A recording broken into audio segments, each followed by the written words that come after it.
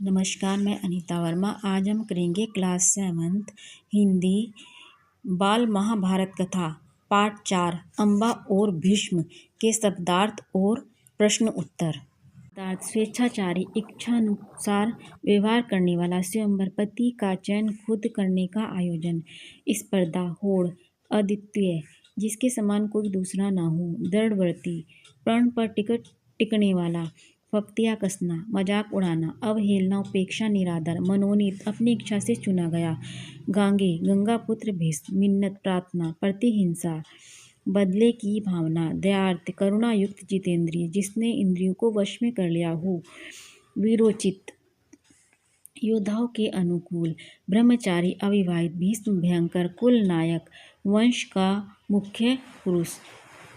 प्रश्न नंबर 1, काशीराज की कन्याओं के स्वयंवर में भीष्म किस उद्देश्य से गए थे? उत्तर: काशीराज की कन्याओं के स्वयंवर में भीष्म अपने छोटे भाई विचित्रवीर्य के लिए कन्याओं का अपहरण करने गए थे। उस काल में क्षत्रियों द्वारा अपहरण करके किया गया विवाह श्रेष्ठ माना जाता था। प्रश्न 2, अम्बा ने एकांत में भीष्म से क्या कहा? उत्तर: अम्बा ने भीष्म से कहा, गांगे, मैं सोपदेश नरेश साल्व को मन ही मन पति मान चुकी हूँ। इस स्थिति में आप मेरे विषय में उचित निर्णय लें। प्रश्न नंबर 3, अम्बा ने सोबराज साल्व से क्या कहा? उत्तर: अम्बा ने साल्व से कहा, राजन, मैं आपको ही अपना पति मान चुकी हूँ। मेरे अनुरोध से भीष्म ने मुझे आपके पास भेजा है। आप मुझे अपनी पत्नी स्वीकार कर ले। प्रश्न 4, साल्व ने अम्बा को क्या उत्तर दिया? उत्तर: साल्व ने कहा, भीष्म ने मुझे पराजित करके तुम्हारा अपहरण किया है। अब तुम भीष्म के पास ही जाओ और उनकी सलाह के अनुसार काम करो। प्रश्न 5, साल्व के मना करने पर अम्बा ने भीष्म से क्या कहा? उत्तर: अम्बा साल्व के मना करने पर हस्तिनापुर लौट आई और भीष्म से बोली, गांगे, मैं तो दोनों ओर से ही गई, मेरा कोई भी सहारा ना रहा। आप ही मुझे हार लाए थे, अतः अब आपका यह कर्तव्य है कि आप मेरे साथ विवाह कर लें। तपस्वी ब्राह्मणों ने अम्बा को क्या सलाह दी?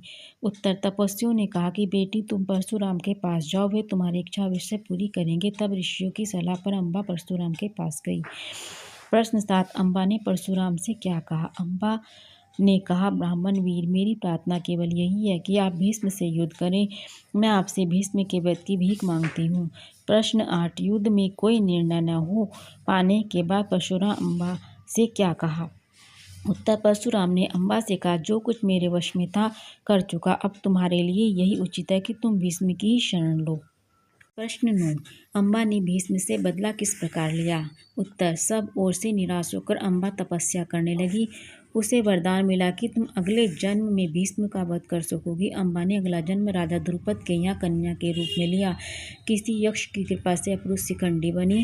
कुरुक्षेत्र के युद्ध में शिखंडी को रथ पर बैठा देख भीष्म ने बाण नहीं चलाया था। शिखंडी को आगे करके अर्जुन ने भूमि पर इतने प्रहार किए कि युद्ध भूमि पर गिर पड़े।